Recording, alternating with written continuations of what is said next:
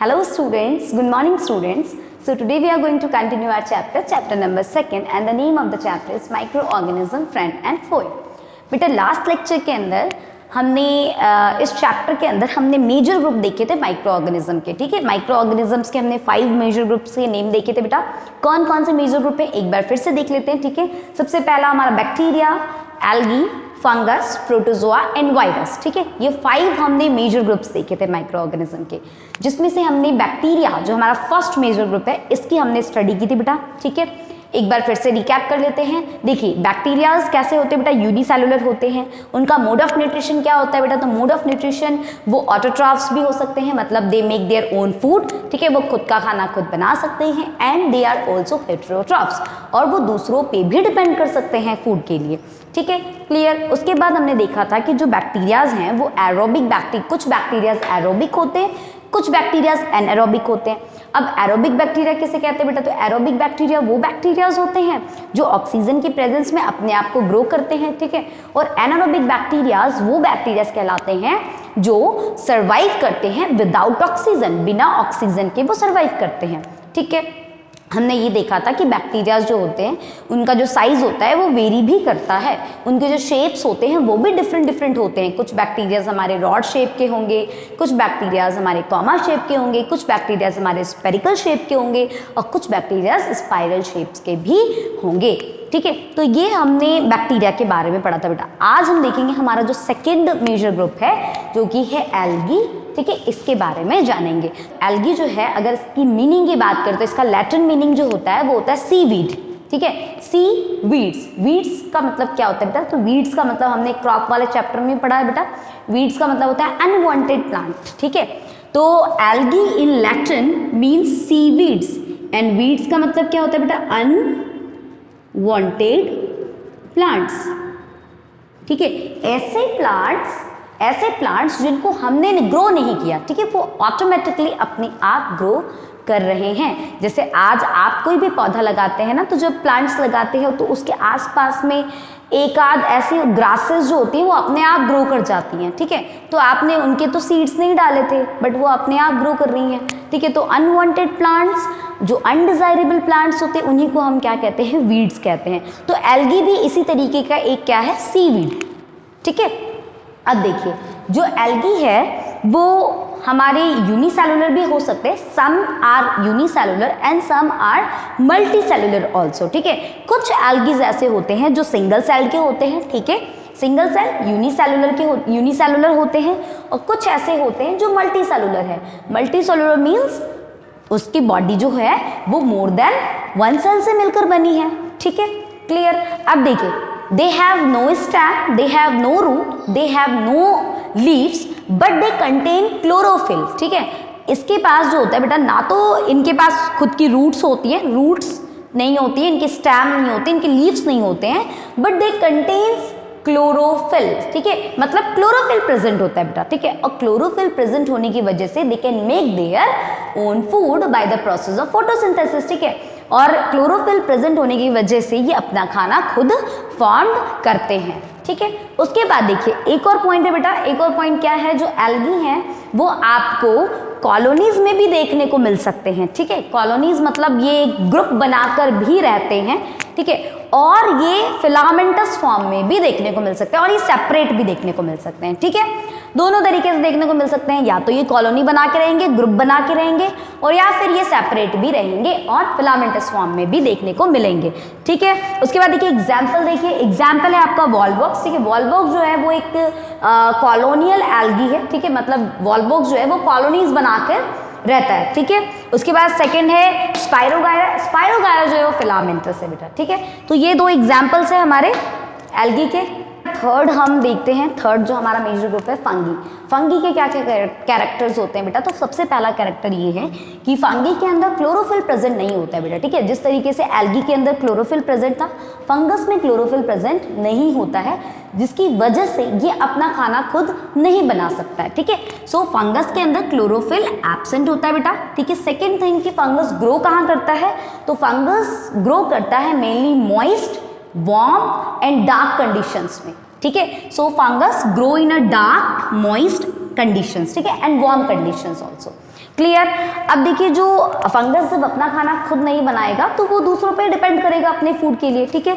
So most fungus are saprophytes, ठीक है। बहुत सारे फंगस जो होते हैं वो कैसे होते हैं, सैप्रोफाइट्स होते हैं। सैप्रोफाइट का मतलब they depend on the dead organism, मरे हुए ऑर्गेनिज्म जो डेड रिमेन्स होते हैं ना, उन पे डिपेंड करते हैं ये अपने फूड के लिए, ठीक है। तो सैप्रोफाइट का मतलब they feed on the dead organism and some are parasites also, some are parasite. Parasite का मतलब होस्ट बॉडी पे, होस्ट ऑर्गेनिज्म पे डिपेंड करना, ठीक है, क्लियर। उसके बाद देखिए यूनिसेलुलर भी होते हैं ये और कुछ हमारे मल्टी सेलुलर भी होते हैं, ठीक है।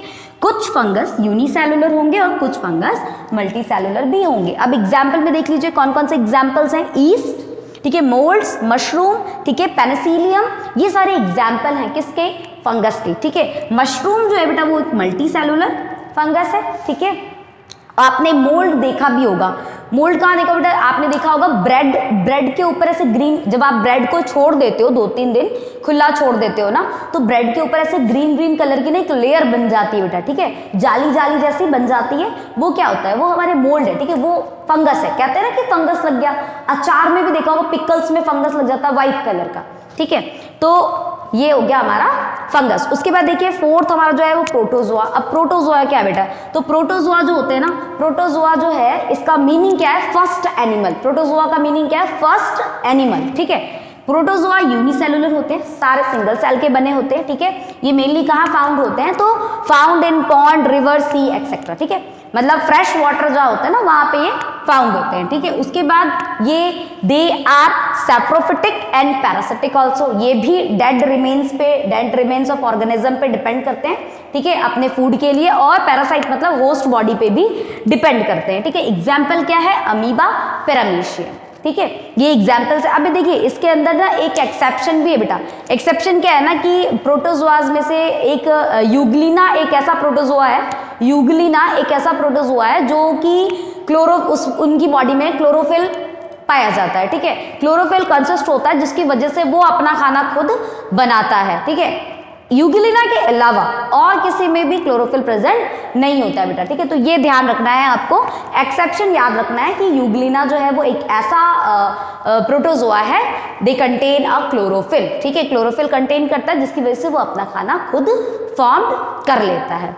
ये जितने भी प्रोटोजोआ बेटा इनको हमने ना एक सेपरेट किंगडम में रखा है बेटा, सेपरेट किंगडम। जैसे बहुत सारे हमने आप जब हायर क्लासेस में जाएंगे तो आप अलग अलग किंगडम्स पढ़ेंगे बेटा, ठीक है। 5 किंगडम्स होते हैं टोटल, ठीक है, जिसमें हमारा होता है मोनेरा, प्रोटिएस्टा, ठीक है, फंजाई, एनिमिलिया एंड प्लांटिया, ये 5 किंगडम होते हैं, जिसमें से हमने जितने भी प्रोटोजोआ हैं इन सबको हमने प्रोटिएस्टा किंगडम के अंदर प्लेस्ड किया है, ठीक है। They all are included in the protista kingdom, clear. तो हमने एग्जाम्पल देख लिया, ठीक है, हमने उसके कैरेक्टर्स देख लिए। अब हमारा लास्ट है वायरस, ठीक है। तो वायरस के बारे में देख लेते बेटा, ठीक है। उसके बाद हमारा ये जो मेजर ग्रुप है वो कंप्लीट हो जाएगा। फिफ्थ देखिए बेटा, फिफ्थ है हमारा वायरसेस। वायरसेस बेटा, वायरस का मतलब क्या होता है, वायरस का मतलब होता है पॉइजनस लिक्विड, ठीक है। वायरस का मतलब पॉइजनस लिक्विड, बहुत ही डेंजर होता है बेटा वायरस, ठीक है, और बहुत ही ज्यादा स्कैरी होता है। हम सबको वायरस से बहुत डर लगता है भाई, ठीक है। अब देखिए virus are the smallest micro organism. Virus क्या होता है बेटा, बहुत ही स्मॉलेस्ट माइक्रो ऑर्गेनिज्म है, छोटा स्मॉलेस्ट माइक्रो ऑर्गेनिज्म है, and they are a cellular. Cellular का मतलब क्या है बेटा, यहाँ पे अ जो है ना इसका मतलब आप समझो एब्सेंट, ठीक है, क्या समझो, एब्सेंट। एब्सेंट क्या, तो बेटा जो भी सब्सटेंस सेल में प्रेजेंट होते हैं वो सारे सब्सटेंस वायरस के अंदर एब्सेंट होते हैं, ठीक है। All the substance present in the cell are absent in virus, इसीलिए हमने क्या कहा, they are a cellular, clear. They only contain a small nuclear material wrapped in a protein code, ठीक है। इनके पास केवल एक छोटा सा न्यूक्लियर मटेरियल प्रेजेंट होता है और वो जो न्यूक्लियर मटेरियल है वो रैप्ड रहता है। किससे रैप्ड रहता है, मतलब वो कवर्ड रहता है प्रोटीन से, मतलब उसके ऊपर जो कोटिंग होती है वो प्रोटीन की कोटिंग रहती है बेटा, ठीक है, clear. And virus can not grow and reproduce on their own, ठीक है। वायरस जो है वो खुद ग्रो नहीं कर सकता और खुद रिप्रोड्यूस नहीं कर सकता है, ठीक है। इसीलिए हम इन्हें इसको देखते हुए हम क्या कहते हैं बेटा, वायरस जो है वो नॉन लिविंग है, ठीक है। इसको देखते हुए हमने ये कहा क्योंकि वो खुद से ग्रो नहीं कर रहा और खुद से रिप्रोड्यूस नहीं कर रहा, और हम सब जानते हैं लिविंग ऑर्गेनिज्म का कैरेक्टर होता है कि वो ग्रो कर सके और वो रिप्रोड्यूस भी कर सके, बट वायरस ऐसा नहीं करता है, ठीक है। इसीलिए हम इसको नॉन लिविंग कह देते हैं। ये इंडिकेट करता है, ये पॉइंट इंडिकेट करता है कि वो नॉन लिविंग है, ठीक है। बट यहाँ पे एक बहुत ही वायरस की बहुत अच्छी खूबी है बेटा, ये खुद तो रिप्रोड्यूस नहीं करता है, ठीक है, बट ये जब लिविंग ऑर्गेनिज्म की बॉडी में एंटर करता है ना, किसी भी लिविंग बॉडी के अंदर एंटर करता है, तो लिविंग बॉडी के सेल्स से एनर्जी लेके ये अपने आप को रिप्रोड्यूस कर सकता है।